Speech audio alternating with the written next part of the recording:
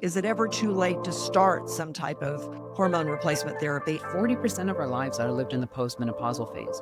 40%. So why would we want to give up 40% of our lives to just decline? We are all going to age. We can't fight that. But it's how do you want to age is where we get the distinction of saying, this is how I'd like to show up later on in life. Welcome to Ageless with Jane McGarry, where we celebrate vibrant health, self-care, timeless style, and finding purpose at every age. Because around here, age truly is just a number.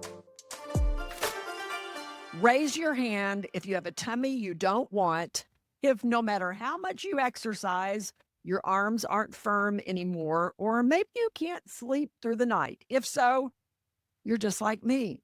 We are post-menopausal or rapidly getting there. And so I wanted to get some answers to questions that may help you navigate all that. So I called a very good friend of mine. I'm going to have to read from my notes here to tell you all the things she does. I just know her as a good friend. She is a board certified OBGYN, chief medical officer at HERS, women's health and longevity expert, author of Generation M, founder, CEO, mom, wife, Good Morning America contributor, and this is from me, all around smart, beautiful woman, Dr. Jessica Shepard. Jessica, it's so good to see you. Hi, friend. I'm so glad I'm here with you and that you asked me to join you here. When I thought of women's health, you were the first person who came to my mind. So I'm going to start off just with a little confession. Okay. A lot of times these days, when I go to sleep at night or when I wake up in the morning, I think to myself, wow, this is short. I Yeah. have more life behind me than I have ahead of me. And I don't think I'm alone in thinking that.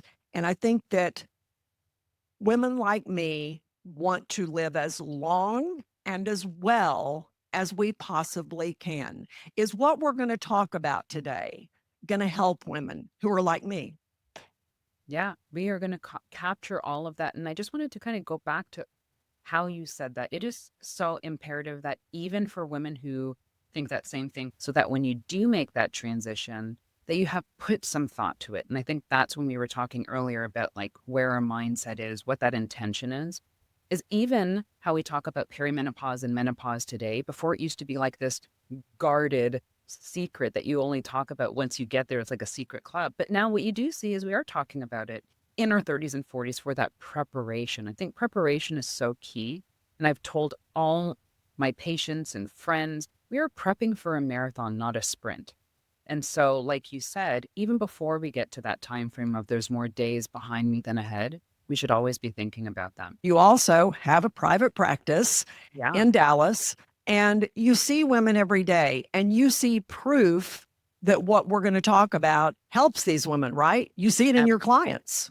absolutely. And I think, a lot of it that we'll talk about is kind of like the categorical changes in lifestyle or hormones or whatever we come up with today, Jane, is that still there needs to be this change in mind. And I know what's out there. I know what I can do. I know the community I can find it in, but I'm going to actually do it. And that's a great lead into something that I have heard you talk about before, and that's the mind body connection. And in this case specifically, you say that society conditions us sort of to think that our purpose is our reproductive years, and that you see women who, after that's over, question their worth. I think it comes from both sides because of how we're conditioned. And that can fall into so many different categories. What we saw, what was modeled for us, we can see it societal, we can see it culturally, religiously, and then also just from patriarchy in general, right? Assigning worth to a certain time frame in our life. So after time, after this message is being conveyed to us in so many different compartments, we actually believe it, right? Internally. We don't even like, it's not like we're writing it every day. My worth is only my reproductive years, but you embody it. And so when you do reach a certain age and your fertility age is over, you do actually fall into this like chiasm of, oh, well, guess we'll just kind of be over here on the side and just live out my last years. Well, you know me well enough to know that that is not what I'm about. I grew at up all. not seeing women who looked like me doing the news on TV. I saw older, distinguished men, but no women. So I'm all about changing that. I appreciate your support and partnership in that. And before we go on and talk about the things you can do, whether it's hormones or lifestyle changes, the things you've seen make a difference for women, Mhm. I do Yeah. want to just acquaint people with a little bit about you. How did you get here? You're an incredible voice right now in the community of wellness, not only in the United States, but around the world. How did you get to this position? You know what? That is a fascinating question where I really have to take time and put thought to it. But what I will say categorically is consistency. Consistency in what I believe in, consistency in the message, and showing up for it, right? In every way that I can, whether it's the way I live, whether it's every moment that I have with a patient. And I feel that that has been probably my leading charge that has gotten me, this far. So, a little bit, just I know all about you.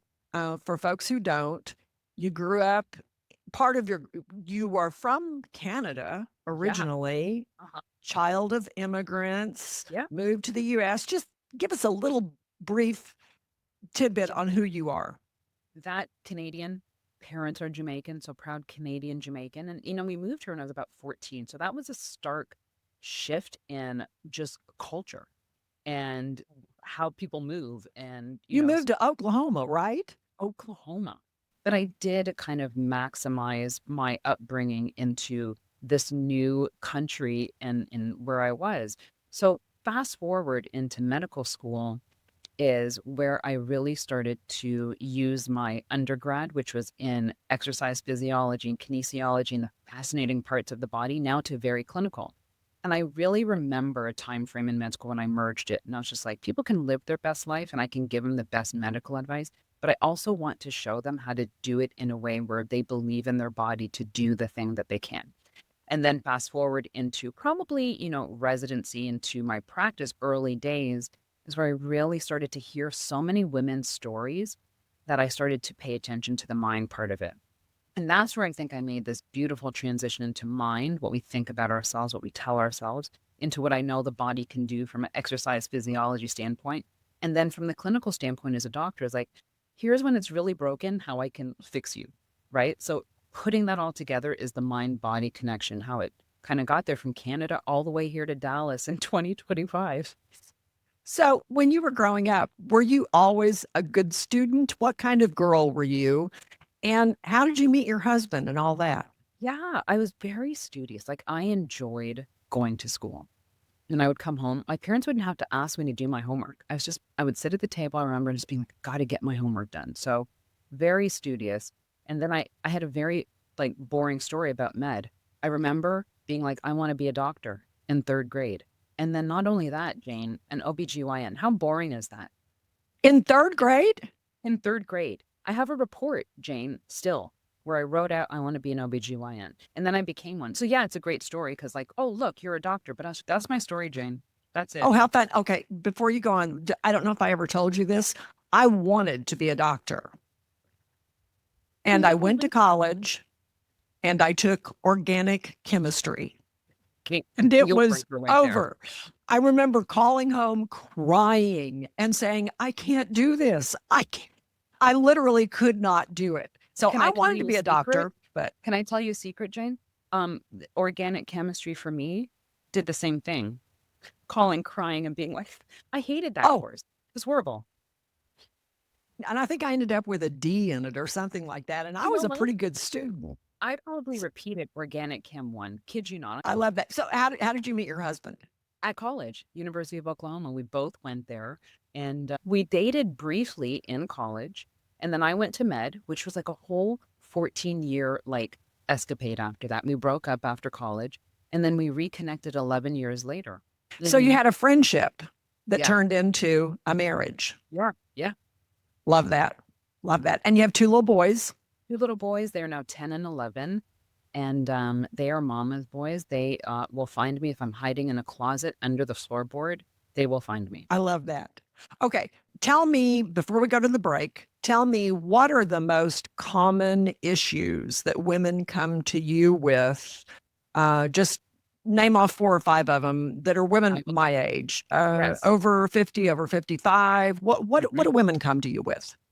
Hot flashes and night sweats, change in mood, kind of like this. I don't know, I'm more anxious or I ruminate a lot for mood. Also, weight gain. Weight gain is a big one. And then also, I would say the last one is that libido and just lack of desire. Yeah. Okay. We're going to talk about all those and cures for them, or at least treatments for them when we come Yes. back with Dr. Jessica Shepard. I'm really excited to offer you something starting in 2026. You know, this podcast is for women who are interested in being lifelong learners, living as well and as long as we can in a wonderful, purposeful way. Well, one of the things I love to do most is travel. And beginning in 2026, I have exciting travel opportunities to offer to you. I have chosen a provider who I trust because I have known Casey with Sharon Carr Travel for years now. Casey has traveled all the continents, he's been all over the world. And if you have any travel needs at all, whether it's a tour with me or maybe you just want to go somewhere on your own, Casey at Sharon Carr Travel will take you there safely, in style, and you'll have a wonderful time. Thank you, Sharon Carr Travel, for being one of the sponsors of Ageless with Jane McGarry and supporting all of us women. Welcome back. Okay, Dr. Jessica Shepard has said that hot flashes, sleep, weight gain are 3 of the things that we face once we reach maybe age 50 and above. I'm going to add to that. I made a whole list. Osteoporosis, Yes. dementia, Alzheimer's. 70% of Alzheimer's patients are women. Thinning skin, Yes. thinning hair. You mentioned tummy, Mhm. fat, Mhm. weight, which is a big one.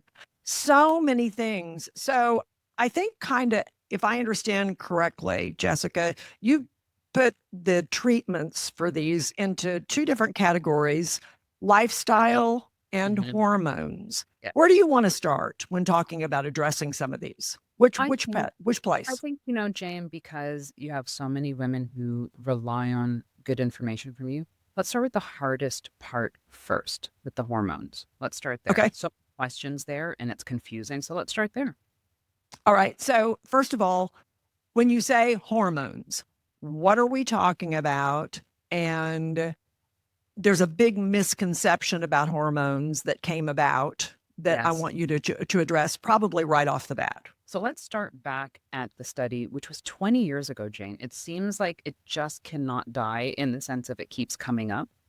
And what I will say about that study is that we got the part of the study of messaging that wasn't good for anybody because the messaging that came out, one, was misrepresented and not correct all the way. And two, it completely took away all of the benefit of what the study also provided in the results. And so And we're now talking fast, about the study. I remember it well. yeah, I don't know really who did great. it, but I remember hearing, "Oh my gosh, hormone Yeah, replacement therapy is linked to breast cancer." Right? that's all we ever heard is estrogen causes breast cancer. And people were running on the streets. Healthcare providers and doctors were like, we're not prescribing that anymore. It was pandemonium.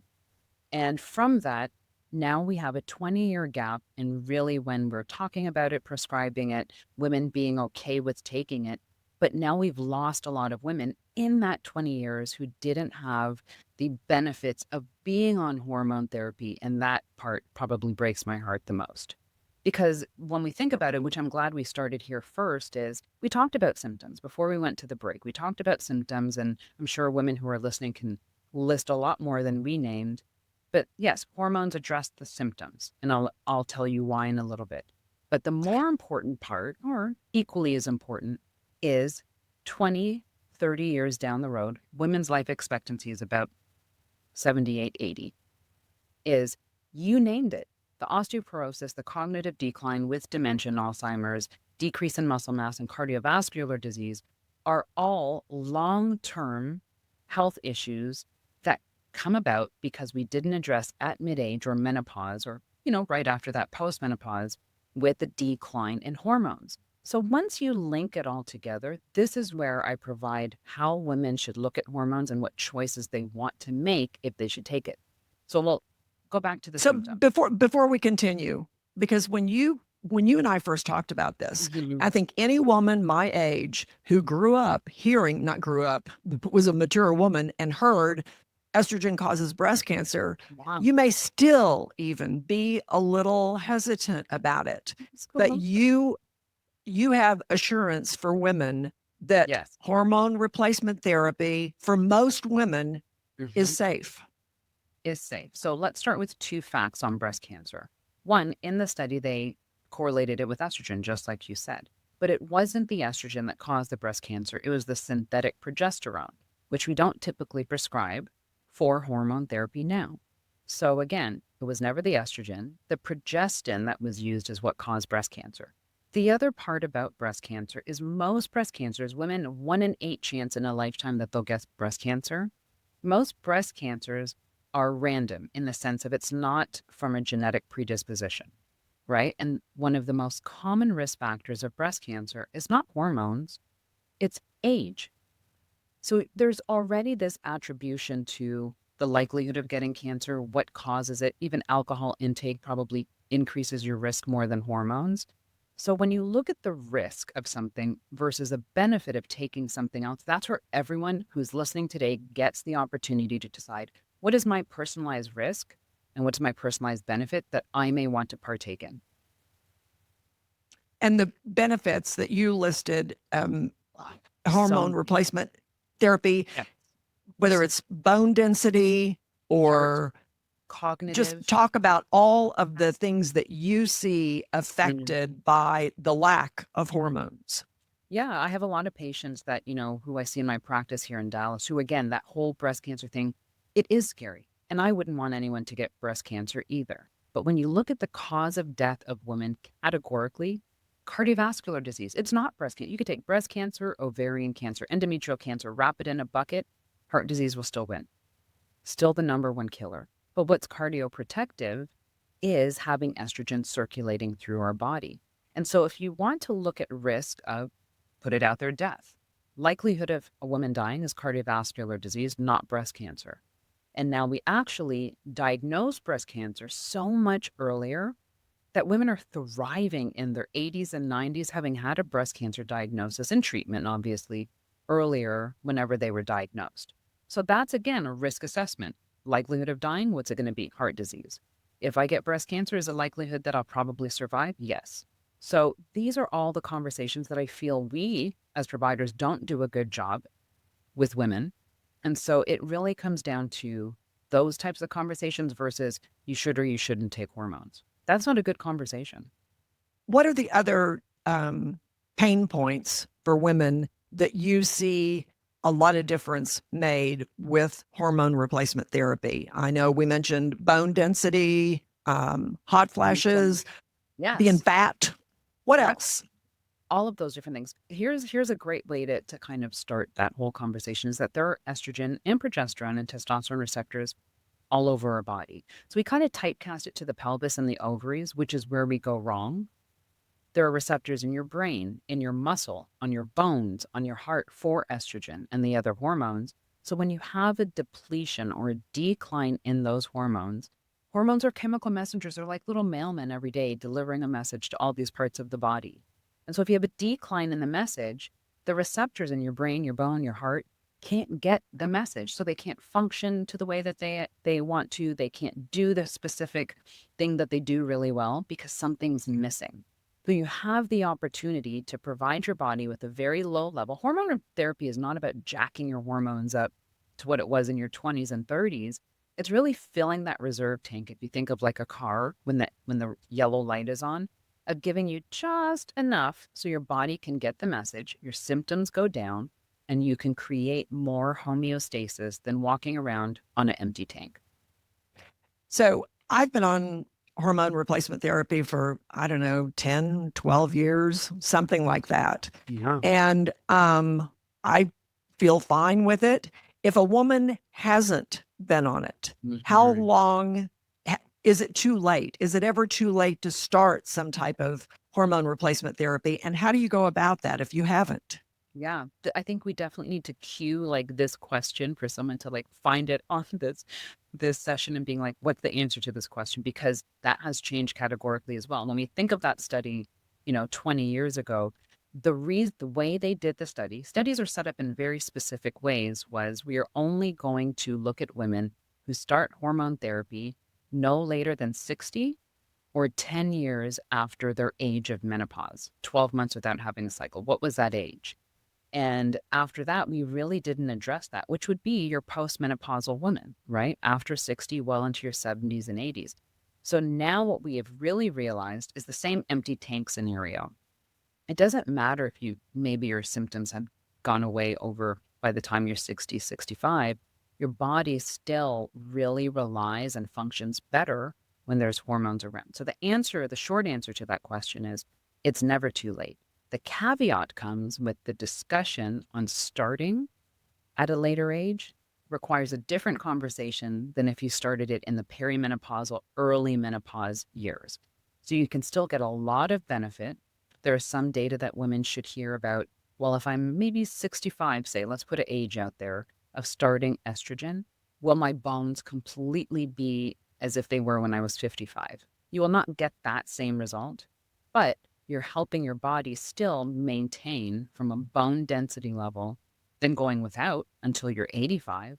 So there is still some benefit. You may not reap the same benefit that if you started earlier, but it's never too late to start, should be the answer that you start with and then have a discussion. So if it's appropriate for a specific woman, you would Hmm. say that if she comes in, if you have a woman who comes into you and she's 68 and she says, I've been hearing that this hormone replacement therapy maybe can help prevent heart Yeah, disease, osteoporosis, all these things. You would say, yeah, let's talk about it. It is a possibility, is what I'm saying, absolutely for older women. possibility. Yeah, but obviously, medical history changes by then. Like maybe they've started to have more disease than if they were earlier, or maybe they've had like now a surgery or a cancer scare in the past, or a diagnosis of cancer. So we have to just play the cards a little bit different, but the answer is never just an outright no, which is what we used to do.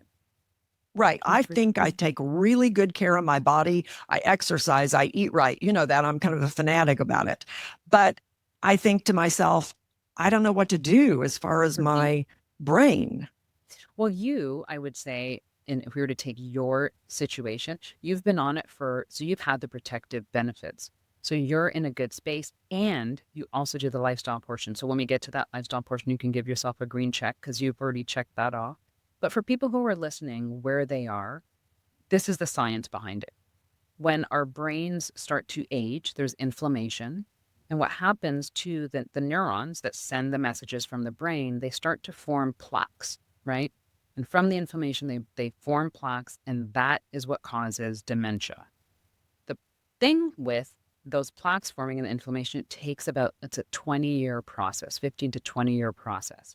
But the process is kind of a shift up or uptick in what the inflammation can form at menopause. And why do we think that, Jane? Because there's a decline in estrogen, and estrogen is decreasing inflammation. It's an anti inflammatory. So when you lose it all, this process starts and it can just keep going and building and building. And then 20 years later, that's when you start to have that cognitive decline that shows up. It doesn't happen overnight, it's over the course of time. And so that's why we really realize in data and research, which is why research is so important, is this is what was happening over that time frame, but we could have been somewhat protective against those plaques forming and the inflammation by keeping a woman on estrogen. Do you know, or do you have any opinion on whether I said Alzheimer's affects, it's Mhm. 70% women. Correct. Do you think there's a relationship there with the hormonal changes? That's why Yep, one reason women get so much more absolutely. Alzheimer's? Neuroscientists are very definitive now when they say that menopause is not just a hormone pelvic reproductive issue, it's also neuroendocrine issue. And that's because estrogen is impacting. They've done studies that look at the brain changing over the decades in estrogen depletion and what that does to the brain as far as white matter, as far as inflammation building, which all contribute to these cognitive issues that and deficiencies that we have later on in life. But that's why they were like, why are women getting this more than men? Like, what is the connection here? And menopause, that mid-age, that sharp decline in estrogen was one of the most compounding factors that facilitated all of these changes. Okay, before we go on to lifestyle, anything I haven't asked you that you think is important to understand about hormones, hormone replacement therapy, who should have it, who can't have it, anything like that?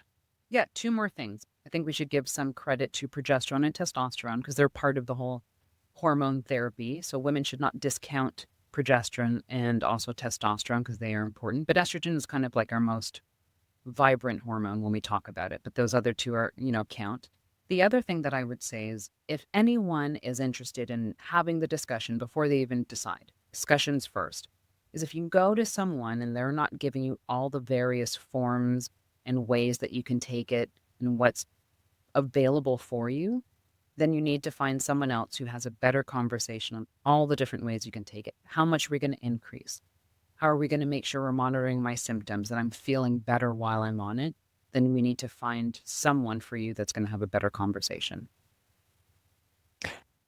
For instance, I know that the doctor I see, I have to go in, it's like every 4 to 6 months or something like that. And he does blood work and everything just to make sure that the levels, that there's not too much, because you mentioned it's estrogen, testosterone, it's a Yeah. combination of things. Yeah. So monitoring all that is important, right? And what about Very women important. who have had breast cancer? Yes. So women who have had breast cancer, again, we have to determine what type of cancer, what was their treatment, chemo or radiation. Most times we will be a little bit conservative with just outright giving you estrogen and progesterone, right? But there's still some options that you can take, whether that's vaginal estrogen. These are women who have had breast cancer. Studies have been done. Testosterone is an interesting hormone because what we have seen in studies is that can be breast protective, right? So it doesn't have the same characteristics of what we see in estrogen and progesterone in breast cancer. Testosterone, vaginal estrogen. And then for women who have hot flashes and night sweats, there are medications on the market that actually address hot flashes and night sweats without exposing you to estrogen and progesterone. So there's a lot of different modalities to address it. So never just like being like, well, I've had breast cancer. Conversation is over for me. Interesting. Okay. And I'm going to put all your contact information, everything in the show notes. So Thank if you. people want to contact you and ask you about this. So you mentioned something that comes to mind now when we're talking about this. You said one of the symptoms you see is a lack of libido. Mhm. And I would think also sometimes an inability to have good sex because Yes. of vaginal issues, all that kind of stuff. How much difference do hormones make in that?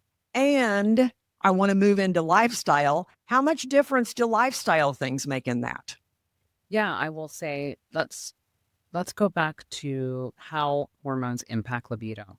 Two different things. Libido is desire, is the wanting to take part in intimate moments, right? So that's more of a brain kind of connection, right? So mind body is important. I always say that the brain is our largest sexual organ. Okay.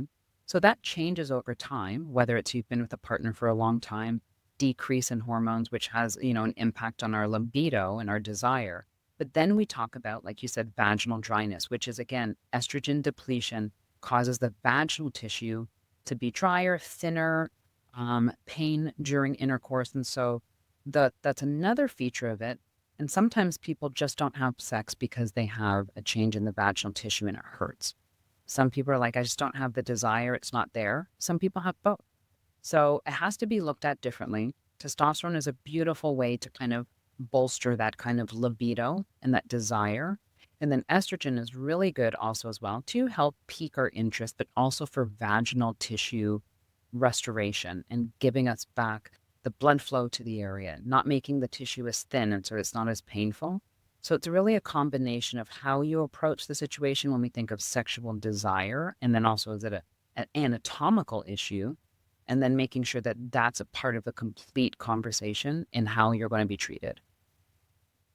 Okay. So I want to move now to lifestyle because I think Yeah. that's a really good spot to move to lifestyle Mhm. on, because one of the things that they've realized with men, and I Mhm. think the same holds true for women, is if you eat a healthy diet, if you exercise, it's about blood flow.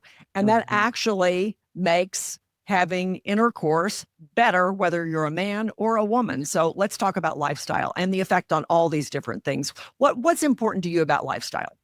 I think lifestyle is important in the sense of exercise, in particular, from a lifestyle, increases blood flow all over the body, right? So when we think of brain, when we think of blood flow to the genitalia, that is going to increase blood flow. So that's going to help the tissue, but also help the mind, right? And how we think about that. So then when we also look at what we actually intake in our bodies as a form of food, I always think nutrition is medicine. So, how our bodies are able to respond in the recovery of our bodies. So, when we think of just overall, it's not like if you eat a certain food, you're going to make, you have more desire. It's the food that you eat is fueling the machine that also contributes to desire. So, I always say every aspect of medicine should be addressed with nutrition because it's fueling the machine. And so I feel that more women, and this has been in studies as well, usually from the exercise perspective, do have better outcomes when we think of libido and also orgasm when women exercise. And so I think that people always put that off into some other atmosphere of their life and their health, when really it is a very big portion of how we kind of are able to interact. Because as we start to age, the body becomes more sedentary, meaning it wants to be more sedentary, right? So here, see how I phrase that? It wants to be more sedentary. So you're actually pushing against the biology of your body by saying, I'm going to exercise, which then keeps you in the category of being more fit, if you want to say, or active, or having recovery. And so women who do exercise longer in their life, right? So past 50, 60, 70, do have better recovery response, and that leads to better sex lives. So whether it's the brain, the sexual organs, whatever, exercise is going to benefit. I had several women who wanted to know, do I need, because we hear all this stuff, say that I'll put that in the category of cardio, Hmm. maybe walking, getting your blood flow up. I know Yes. I'm doing an interview with a doctor who talks about how vigorous exercise is so Hmm. important for a healthy brain. So Yeah. what about lifting weights and things like that? What Mm. does that show? Because you have a fabulous body. Do you Oh, lift? yeah, I lift so heavy and so frequently because I'll tell you why. Muscle is the organ of longevity, right? And Mm-hmm. so I'm talking about later on in life. The goal with when we think of health span or well span, right, is we are all going to age. We can't fight that. But it's how do you want to age is where we get the distinction of saying, this is how I'd like to show up later on in life. And weight training or resistance training is one of those biggest things that plays a huge role in women's lives specifically. And that also, again, magic has to do with the decline in estrogen because estrogen is again for blood flow, right? Increases blood flow, but also we have muscle mass loss about 3 to 5% a decade, but it's compounded when we go through menopause. So it's like if you think of a slope like this, we're losing muscle and then we go through menopause and it's kind of like diving down. So the only way, one of the only ways, I'm going to say the only way to rectify that change in muscle mass loss is to build it back. It's kind of like a bank. If you keep withdrawing from something and not depositing, it's going to get empty.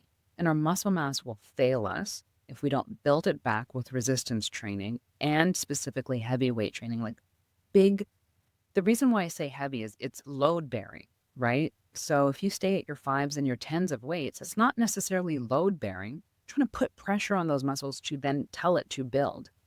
But the beauty of the muscle is that it helps sustain the bone.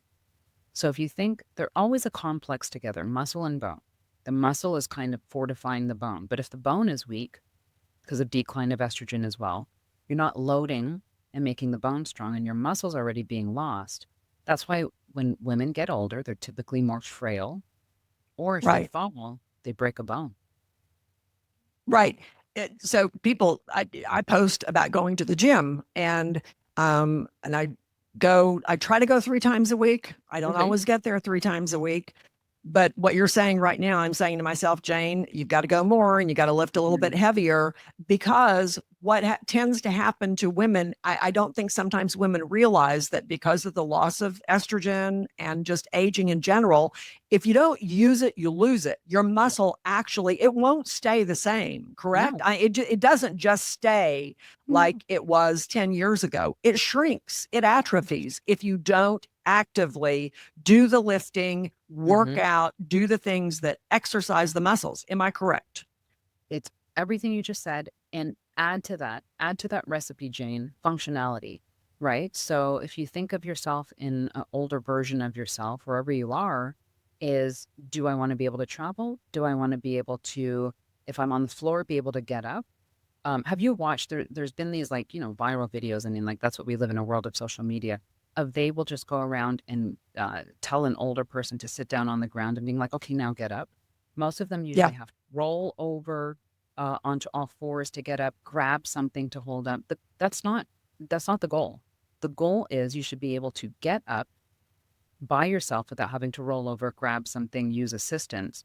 And that's the beauty of functionality. We get to determine for ourselves through lifestyle, what do I want to look like at 80 and 90?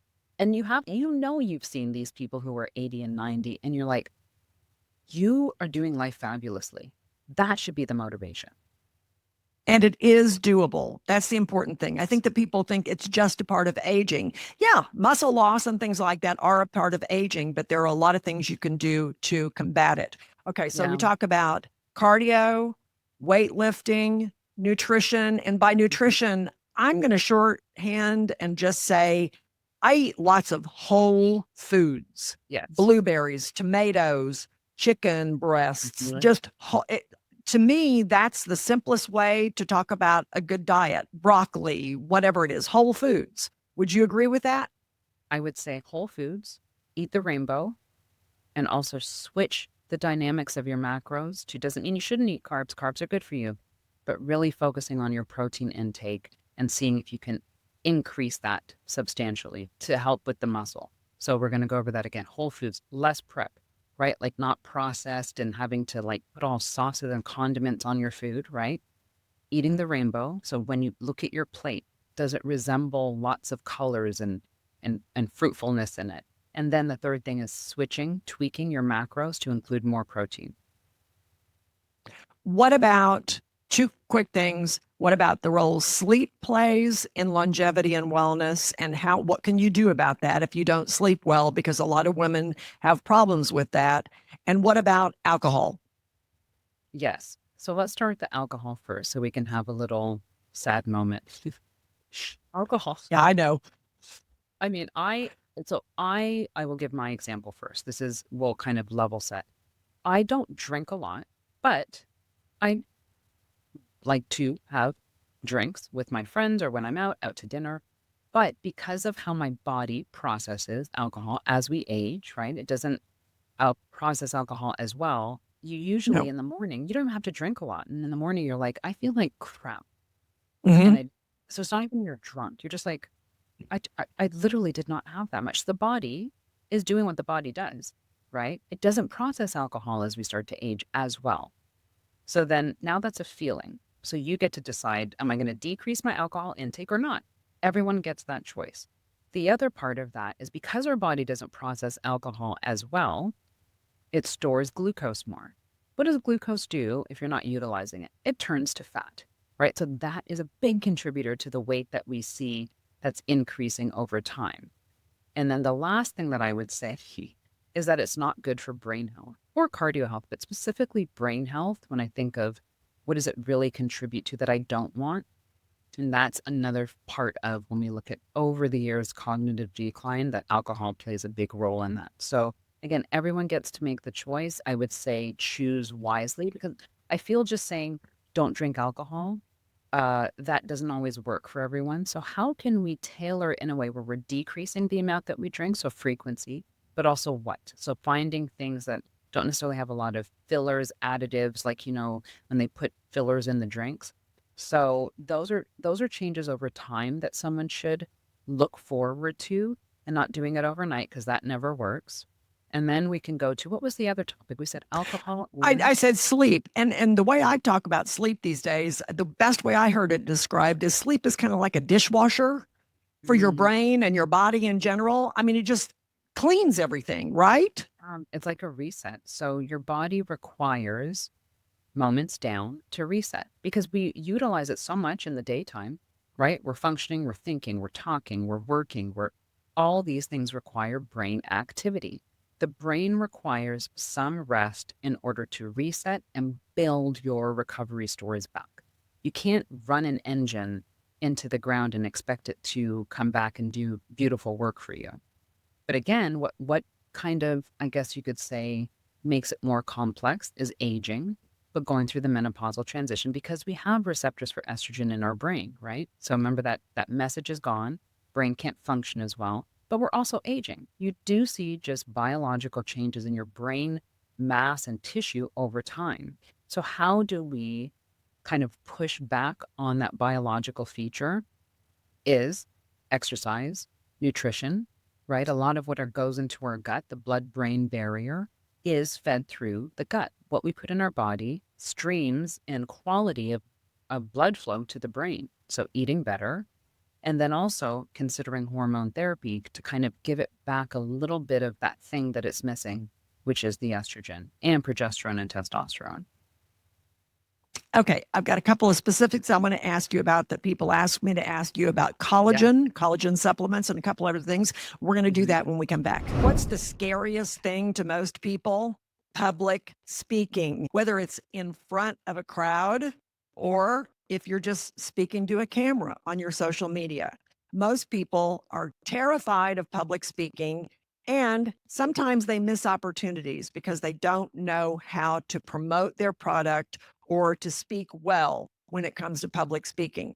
I've been doing public speaking all my life. I've been in front of a camera all my life, and I've done a lot of public speaking in front of crowds. And I have learned some tips and tricks that will help anybody.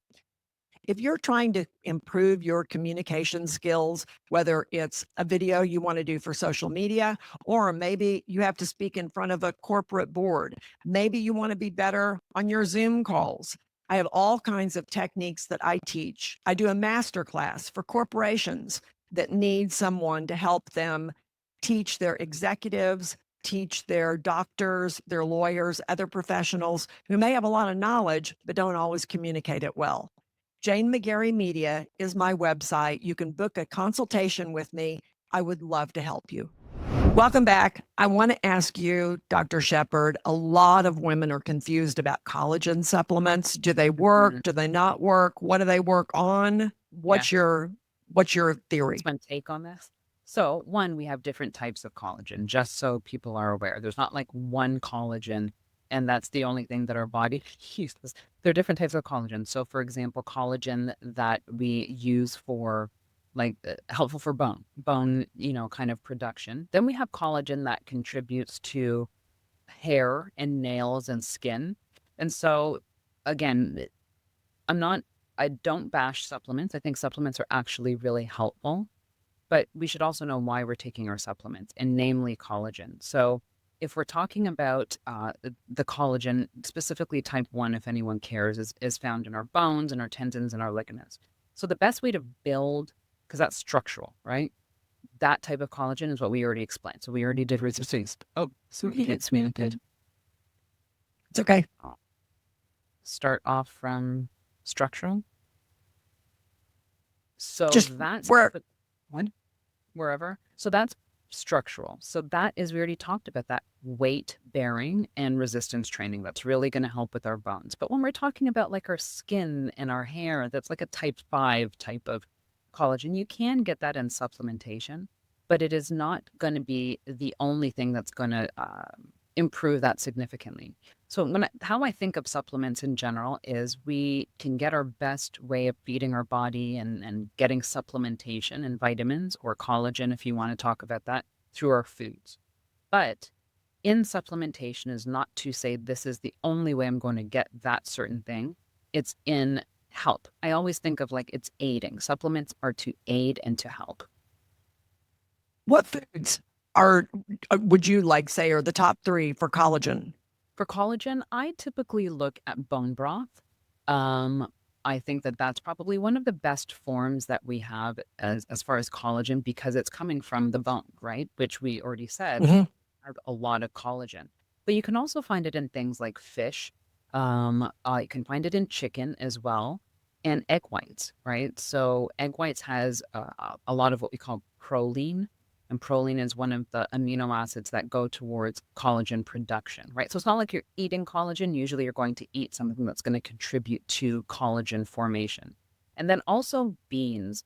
Beans are fabulous for a diet as far as nutrition, but they help maintain collagen production. So see how it's not like you're eating collagen, you're eating different parts of the mechanics of how collagen is maintained. But beans help maintain collagen production, and then also citrus foods. Citrus foods have a lot of vitamin C, and so they act in the role of providing pro-collagen, right? So pro-collagen is the body's precursor to collagen. So that's why it's important to understand supplements are not going to give you everything, but they do help in the aid of producing a certain thing. You know, the women who are watching this are obviously interested in learning, interested in new things. That, as you know, is something that's really, really valuable to me personally. People often ask me, Josh, Jane's been on TV for years. How does she keep going or whatever? And I'll say, it's like when you were in junior high, things were fun and they were interesting because you were learning new things all the time and you were growing. And I personally think that's one of the most important things that we as women can do, expose ourselves to new ideas, new people, different ideas, different people. What do you see in the women who you work with? I see that once we kind of turn or shift this, I can change this narrative and I'm going to really work on how I perceive myself. That's the mind, right? So I'm going to use my mind to be that curiosity, and that curiosity is going to breed growth. And so, just like you said, we should really value ourselves as being lifelong students and learning something every bit of the way. Because that we talked about it earlier in an exercise way of being sedentary. I was speaking about it from the body form, but our minds also have a habit of wanting to be sedentary. I know what I know. I'm good. I'm not going to learn anything new. And then that's when we start to have a decline in what I call neuroplasticity, the ability for your brain to form new pathways. And once it doesn't do that anymore, it's kind of like you said earlier, if you don't use it, you're going to lose it.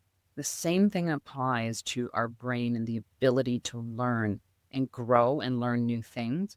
And that's why when we see a lot of cognitive decline, if you actually look at the, when you hear about just do a crossword every day or a Sudoku or pick up a new hobby, because you're trying to teach the brain something new and really leaning into it, how to connect.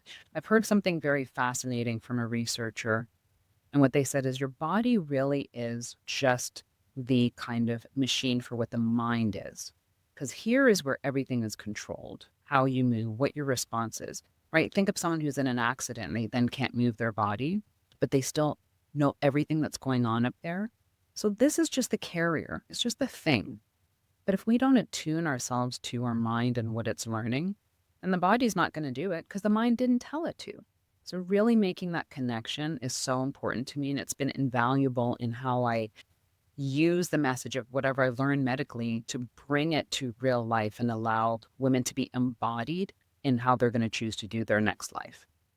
Speaking of women who seek new experiences, you were recently at Gloria Steinem's home in New York. How did that come about? And what did you take away from that experience and about Gloria Steinem? I thought that was incredible. Well, I did too. And I walked in and I remember being like, how am I here? Because it literally is, I was on my way to the airport because I needed to go to the airport after. And I'm putting my luggage like in her bedroom. I'm like, what is going on? So, you're in a room filled with women who are just very passionate about whatever sector they were in. I mean, it was from finances to doctors to researchers to CEOs.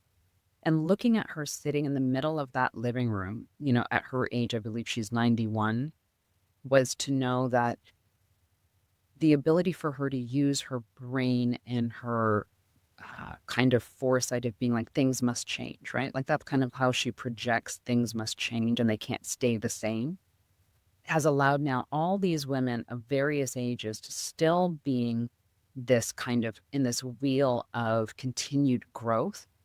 And she didn't even speak much, but when she spoke, you could hear that her mind was still in the game of what are we doing next?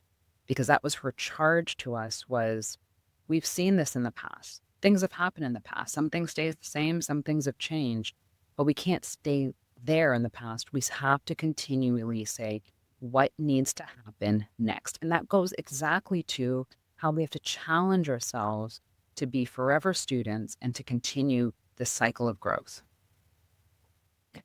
I've heard you talk about encouraging women to decide, what do I want to be and where do I want to go?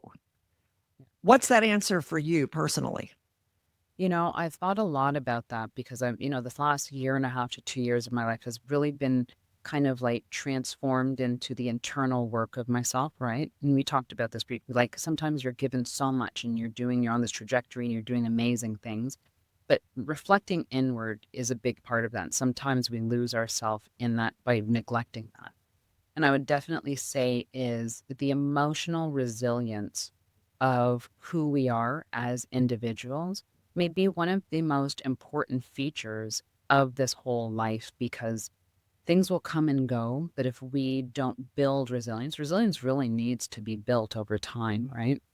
And if we don't build that, there are many things in life that can cave us, right? That can really bring us under.